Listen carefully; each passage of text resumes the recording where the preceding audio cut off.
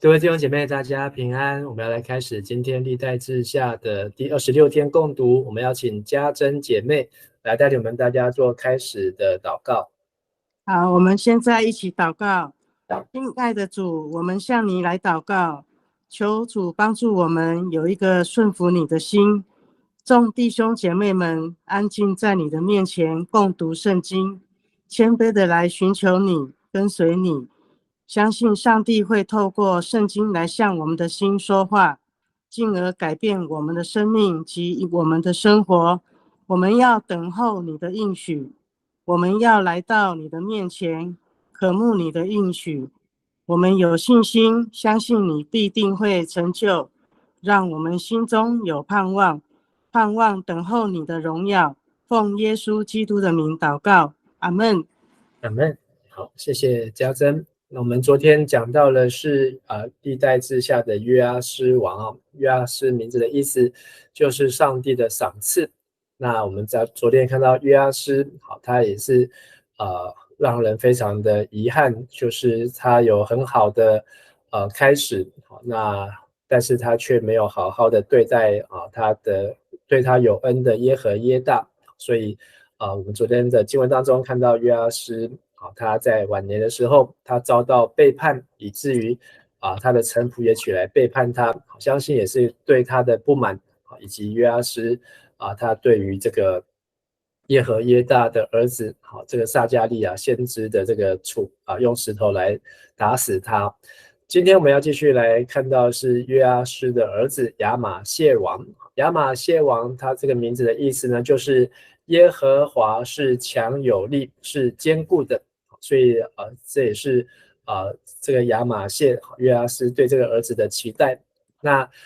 相关的经文我们可以看是列王记下第14章，还有历代志下的第25章。那在里面提到的是亚玛谢登基的时候是25岁，那在耶路撒冷做王有29年的时间。那他的母亲呢是耶路撒冷人。那也讲到亚玛谢呢，他也行上帝眼中看为正的事情，但是后面还加一句说他没有纯正的心，也不像大卫，而且还有就是也提到百姓还在丘坛上面烧香。而亚玛谢呢，为了帮他的父亲报仇，所以当他坐上王位之后，他就杀死他父亲的2个臣仆。好，但是他也按照摩西律法，好，留了这2个臣仆的后代，并没有杀死他们。那第4个是亚玛谢也在任期当中和以东人来打仗。在这当中呢，南国有30万，那他也从北国招了10万。但是神人来劝诫亚玛谢不要依靠北国，所以呢，他就打发北国的勇士回去，同时也在岩谷来杀了1万的希尔人，就是以东人，然后又抓了1万的以东人到希拉山顶上摔碎。但是呢，这群被打发北国的10万佣兵呢，他们却去掳掠犹大各城来报复。那可能因为这件事情呢，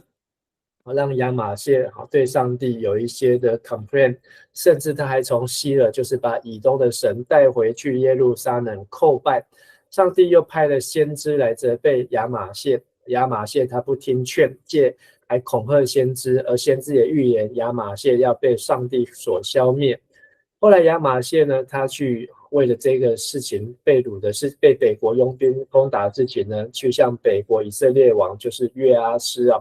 那和本现在中文本翻成约华施，就是为了和亚玛谢的爸爸约阿施2个做一个区分。所以这个亚玛谢去向北国的约阿施发出战帖。那但是北国的王呢，北国约阿施说他是不自量力，他是一个蒺藜，就是一个像地上的杂草一样，却要来挑战香柏树。同时呢，他也说亚玛谢是因为打败以东而心高气傲，最终将自取灭亡。亚玛谢没有听从不管是上帝先知或是北国王的劝诫，他仍然要去出兵攻打，结果他反而被北国约阿施王抓住，甚至还把他押回来到耶路撒冷的圣殿，拆掉耶路撒冷圣殿的200公尺的城墙，也把圣殿当中的器皿、金银器皿、人质都押回去到撒玛利亚。所以这个亚玛谢呢，好，他算是第一个被掳去的王。但是在他晚年的时候，就是北王约阿施死掉之后，亚玛谢还存活15年，所以他也回来耶路撒冷，想要继续做王，但是在耶路撒冷已经有人反叛他，不愿意他，所以他就逃到拉吉，但是在拉吉仍然被杀，所以后来亚玛谢的下场，就是没有得到民心，也没有得到爱戴。那亚玛谢的后代呢，就是亚撒利亚，也就是乌西亚王，接替他来做王。而乌西亚接替王的时候只有16岁，所以是相当年轻。好，那么今天要看的25章呢，是讲到关于亚玛谢王的执政，里面讲到亚玛谢做王总共有29年的时间，他行耶和华眼中看为正的事情，但是也补充一句，他的心没有专诚。那他也一开始的时候是有在遵守律法书，也会听先知的话，所以上帝让他去出战以东的时候呢是得胜的。但是呢，在这个胜利当中呢，因为北国以色列佣兵的侵扰，让他对上帝有所的这种忠诚有了改变，所以呢，他还去拜了以东的偶像，甚至上帝也派先知来警告，拒绝听。那后来他挑战北国的结果是战败，最后亚玛谢是被叛徒所杀。好，这是我们今天要来读的经文。那我们就请家珍来带我们来读历代志下的第26章。好，我们先从第1节来读到第5节，1到5节。对不起，25章，好，从第1节读到第4节。亚玛谢25岁的时候做王，在耶路撒冷统治了29年。他的母亲约耶旦是耶路撒冷人。亚玛谢做了上主认为对的事，但不是全心。他一巩固了王权，就处决了那些杀他父亲的臣仆。可是他没有杀灭那些人的子女，却遵照了上主在摩西法律中所命令的，父母不该因儿女所犯的罪被处死，儿女也不该因父母所犯的罪被处死，个人只担当自己所犯的罪。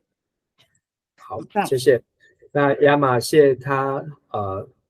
亚玛谢王呢，好，他登基的时候非常年轻，只有25岁，好，做王29年，好，但是呢，这里提到他的母亲是耶路撒冷人，好，所以在所有的南国的王当中，好，他是少数，好，是娶耶路撒冷的女子，好，也就是说，好，是娶犹大人，好，大部分我们看到王很多都娶外地的女子，但是亚玛谢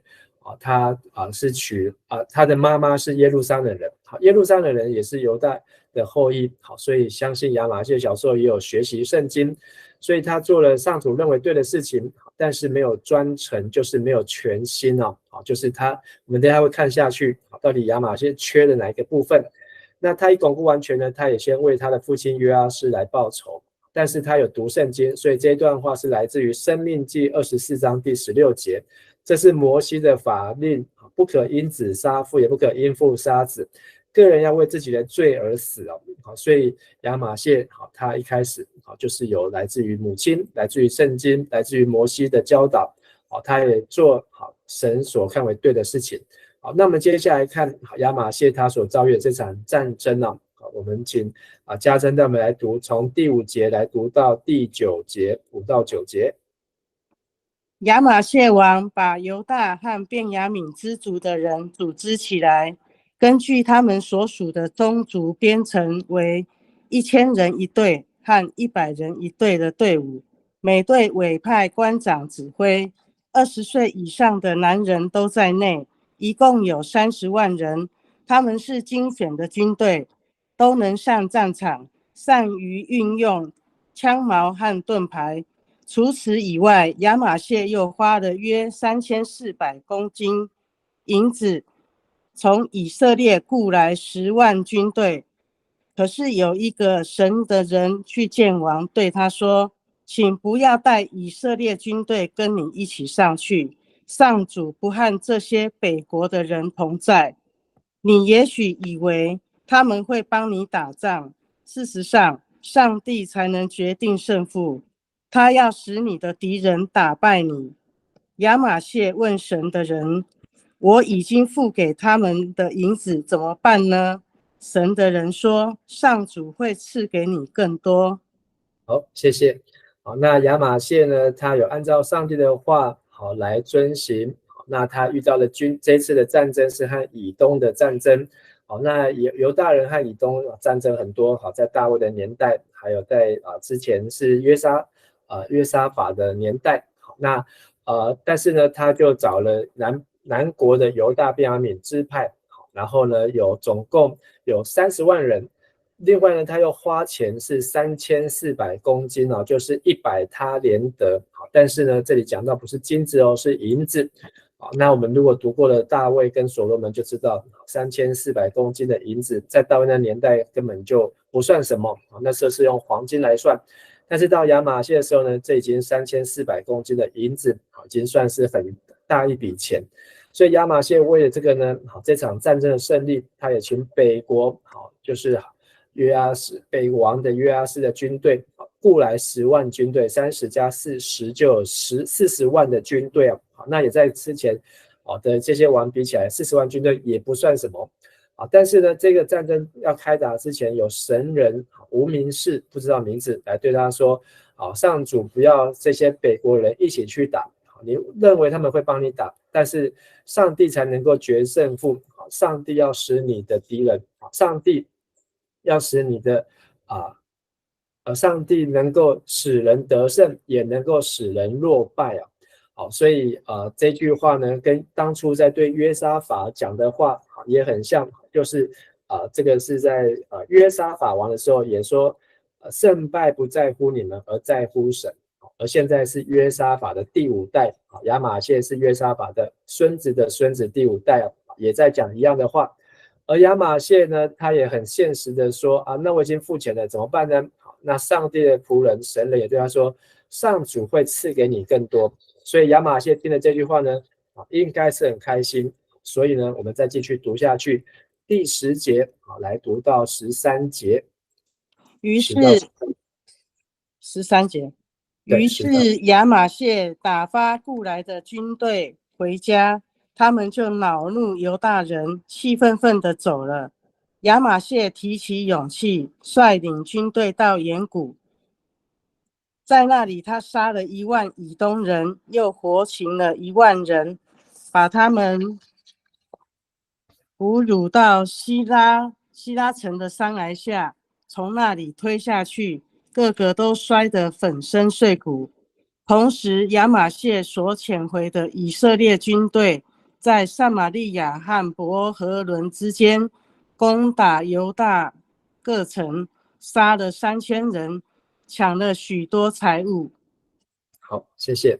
好，那照理讲呢，这个应该是亚玛谢损失因为他已经付钱了，付了3400公斤的银子，同时呢，他又让这些北国的佣兵就回去，但是北国的佣兵呢，他们却拿了钱，照理讲应该赚到，可是他们还是很恼怒犹大人，气愤愤地走。所以这当中可能有些的原因，可能他们觉得他们去打这场战争可以得到更多的财富，或是这当中这没有沟通好，所以他们是带着气愤离开。而亚玛谢听上帝的话呢，提起勇气，就是壮胆，然后率领30万的军队到岩谷。岩谷呢，在历代志上18章，就是大卫打胜以东的地方，那是大卫一个很大的一个战争的胜利。那他也杀了，这个亚玛谢呢，也杀了以东1万人，还活抓了1万人。这活抓的俘虏呢，通通带到希拉城的山崖下推下去，摔得粉身碎骨所以这是一场很大的胜利。但是呢，亚玛谢他所打发这些北国的佣军呢，却跑在撒玛利亚和伯和伦，就是南北国的交界的地方，攻打犹大各城还杀了3000人，还抢走了犹大人的财物，可能是为了报复，可能是为了要出气。总之呢，这个北国拿钱不做事，还回来烧杀掳掠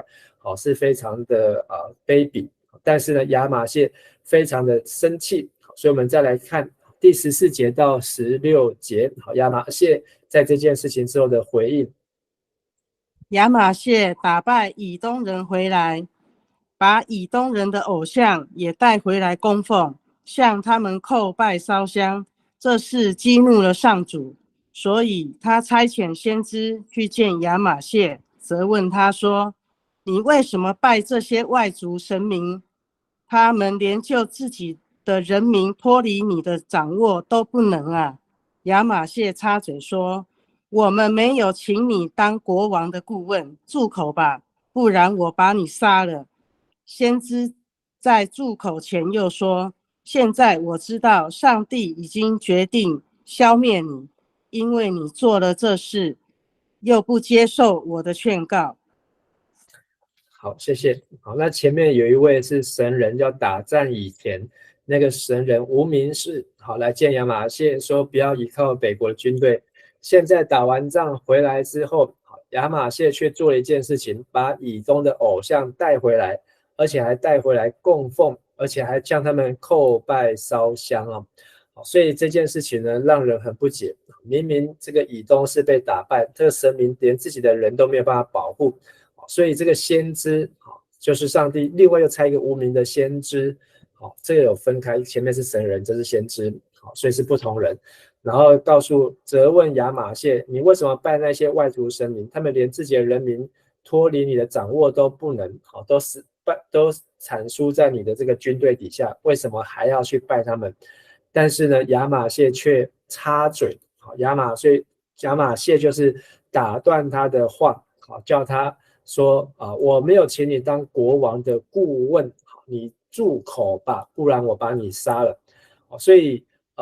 从这一句话可以知道，亚玛谢他拜这些神明呢，就是他可能需要有的是顾问，他不要上帝跟上帝的先知、上帝的神人当他的顾问，他想要有顾问。为什么要有顾问呢？因为呢，他觉得他花了100他连得3400公斤的银子要打一场战争，就他赔了钱，虽然打胜仗，但是他又被抢走了一些，然后又失去了一些，所以呢，他觉得上帝看起来他不太相信上帝，连上帝派的人，他都说他不需要他的意见，甚至还威胁先知说要杀他，但是先知可能下场不知道如何，但是他也警告了亚玛谢，上帝已经决定要消灭你。好，那么就看接下来所发生的事情。17节到19节，犹大的亚玛谢王和他的顾问商议后，派使者去见耶户的孙子约哈斯的儿子以色列王约华斯，向他挑战。约华斯答复他说：有一次，黎巴嫩山上的一株荆棘对一棵香柏树说：把你的女儿嫁给我儿子吧。有一只野兽走过，把那株荆棘踩烂了。亚玛谢啊，你打败了以东人，就心高气傲，但我劝你还是待在家里吧，何必兴风作浪，使你和你的人民遭殃呢？好，谢谢。好，那亚玛谢呢，在这个叫先知闭口之后呢，去跟谁讨论呢？亚玛谢王和他的顾问商议哦。好，所以可见他不要上帝给他的建议，也不要先知的建议，他找他自己的顾问。这些商议是谁呢？好，就是他找了一些可能是以东的神明或是什么，然后商议后呢，他们想到最好的做法就是什么呢？去见耶户的孙子约哈斯的儿子以色列王约华斯，就是也叫同名叫约阿斯，跟亚玛谢爸爸同名。那现在都原本把它改成约华斯，是区分。好，所以他就是要去报仇，说你们北国说话不算话。好，我花钱请你们来帮我打仗，钱给你们没有帮我打仗，还抢了我的人。好，所以亚玛谢心怀恨在心，好，而且他就要来报这个仇。所以呢，他就要去主动要发出战条，就是要南国向北国再一次来发动战争。但北王约华斯就答复说，有一次黎巴嫩山上一株荆棘对一棵香柏树说：把你的女儿嫁给我儿子吧。然后有一只野兽把那株荆棘踩烂了。这个在讲谁呢？看起来好像是在说北国是香柏树，南国是荆棘，然后北王约阿斯是香柏树，南国的这个亚玛谢王是一个荆棘，而且被踩烂。但是因为这里也讲到说把女儿嫁给儿子，所以让我们想到就是这个约沙法跟亚哈结亲，然后把亚哈的女儿嫁给他自己的儿子，就是约兰王。所以后来讲到说这整个南国呢就被踩烂的。所以我们也可以把这个故事呢，就是在北王在嘲笑从约沙法这个结亲的婚事之后呢，南国就一直颓萎不振就是一个萎靡的状态，好像是被踩过一样。那亚玛谢听了就更生气。但是呢，北王约阿斯还是告诉他说，意思是说亚玛谢他不过是个荆棘，他既然敢来跟这个香柏树来挑战，因为他打败以东人就心高气傲，他还劝他在家里面何必自讨灭亡，让人民遭殃呢？那可见呢，这个北王也知道南国的实力，但是呢，现在是南国亚玛谢王不自量力。那我们再继续往下看20节到24节。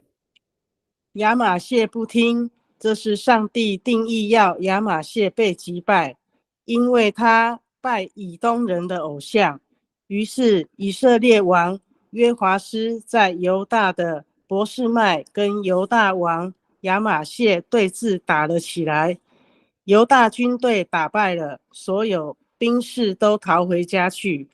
约华斯俘虏了亚玛谢，把他带到耶路撒冷，又把以法莲门到角门约200公尺长的一段城墙都拆毁了。他把圣殿里的金子、银子、俄别以东的后代看守的圣殿用具，以及王宫的财宝，都带回撒玛利亚，也带走了一些人质。好，谢谢。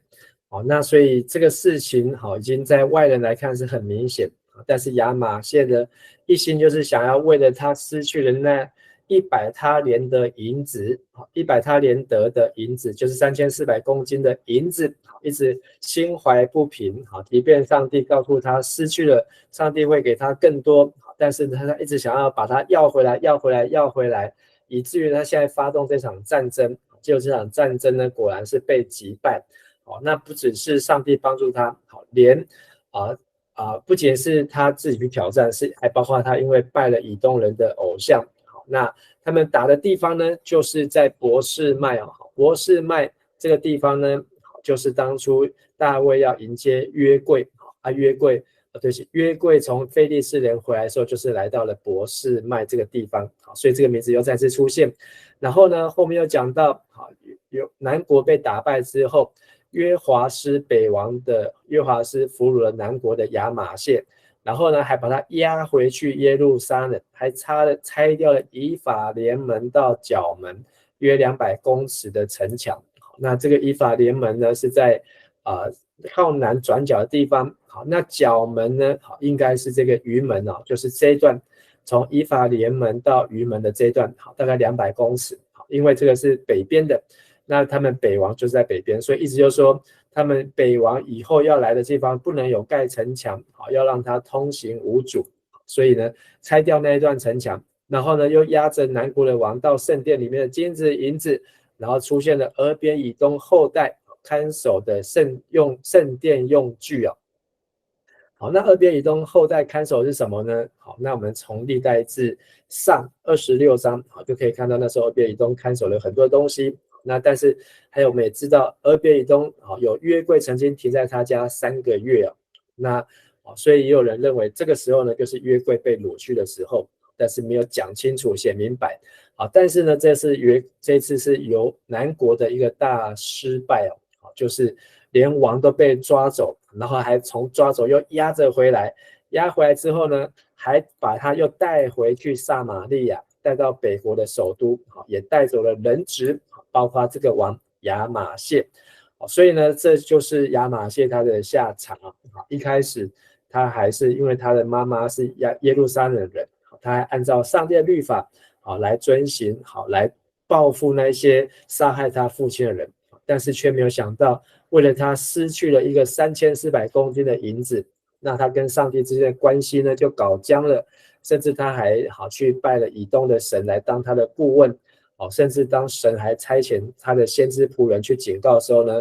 他还是刚硬着心呢，就是要跟神作对，甚至还去挑战北国。好，那不要忘记北国那时候是谁呢？北国那时候就是以利沙，以利沙在的时候，所以如果我们去读列王记，就看到以利亚，接着后面是以利沙。以利沙其实他也是辅佐了北王的约阿施王，约阿施王。好，所以那是以利沙的最后的末期。所以北国那时候并不是很弱，因为有上帝的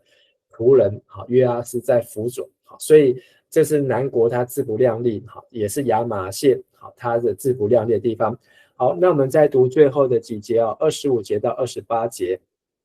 犹大王亚玛谢比以色列王约华斯多活了15年，他在位期间的其他事迹，从头到尾都记载在犹大和以色列列王史上。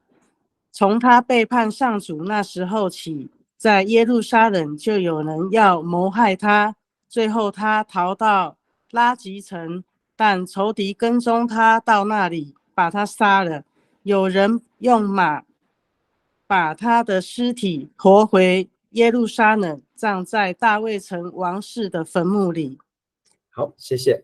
好，那这里讲到他亚玛谢还比北王多活15年。好，那亚玛谢应该是被掳去撒玛利亚。好，但是呢，因为北王死了，所以他有机会回来。但是回来之后呢，他也没有办法接续他的位置，而是他被掳这段期间呢，是他的儿子乌西雅，就是这个乌西雅王来接续他父亲，这就是代理他父亲的王位啊。但是当他好不容易可以从北国回来的时候呢，也没有受到人民的爱戴，甚至他就是一直有人要谋害他，所以他还是得要逃跑到拉吉城，但是最后也是被人家追到拉吉城给杀。所以可见呢，这个亚玛谢他并没有花很多的时间，即便他当王有25年有在做王有29年的时间，但是29年的时间呢，他可能就是为了计较这个战争，为了这个他的失去的损失的因小而失大，以至于上帝来提醒他的时候呢，他却没有听进去还自己去挑战北国，也断送他自己的治理和江山，所以让我们成为我们的借鉴。而今天我们也看到了这个博士麦，还有看到了俄别以东，这都是在历代志上出现的地方，还有人民，但是也在提醒我们，就是那些在大卫那个年代，他应该是跟大卫已经差了10代亚玛谢跟大卫应该是大卫的第10代差了这么久的年龄差了这么久的时间但是呢，他却没有办法好好的一一来遵循所以圣经让我们看到一个很快速的看到这好几代当中所发生的事情。当这个王他行得正，上帝的祝福；但是行得正的王，他若对上帝变心变质，他就没有办法领受上帝的祝福。所以一路看下来，从大卫一直到第10代的亚玛谢，仍然都是没有办法像大卫一样跟上帝有个纯正的心，一直到最后也是让我们觉得非常可惜的地方也盼望从今天的经文当中我们也学习到这个亚玛谢，他的名字是强而有力，但是这个强而有力呢，是应该要对上帝的信靠上面。如果亚玛谢他的人生可以再重来，我觉得我们都可以帮他知道他应该在什么时候要持守纯正的心，不要对上帝误会误解，然后跟上帝闹脾气，以至于呢自己陷到更危险的处境当中。第二个让我们提醒就是有2个神人，一个是神人，一个是先知，来提醒亚玛谢。一个亚玛谢听进去，一个他坚持不听，还叫人家住口。当有人在用爱心对我们说诚实话的时候，我们应该要怎么样子？快快的听，慢慢的说，慢慢的动怒，能够有一个纯正的心，而不是用个人的血气，而让自己错误的判断，以至于呢让陷入到更大的灾难当中，都是我们很好的学习和借鉴。好，我们今天就分享到这边，谢谢家珍，我们一起来祷告。阿爸父神，我们感谢你，从今天亚玛谢王他的一生、他的故事、他的记载虽然他是上帝眼中看为正的王，但是他缺少一个纯正持守的心主要也提醒我们，我们要怎么样能够尽忠心到底，能够怎么样一生来紧紧来跟随神，帮助我们能够来时时刻刻来纪念你的话，也能够时时刻刻学习谦卑，甚至当有人来对我们指责或是指出我们的错误的时候，让我们能够快快的听，慢慢的说，慢慢的动怒能够有智慧来慎思明辨。我们这样子祷告祈求，奉靠主耶稣的名，阿们。感谢大家，大家平安，拜拜。谢谢牧师。好，谢谢。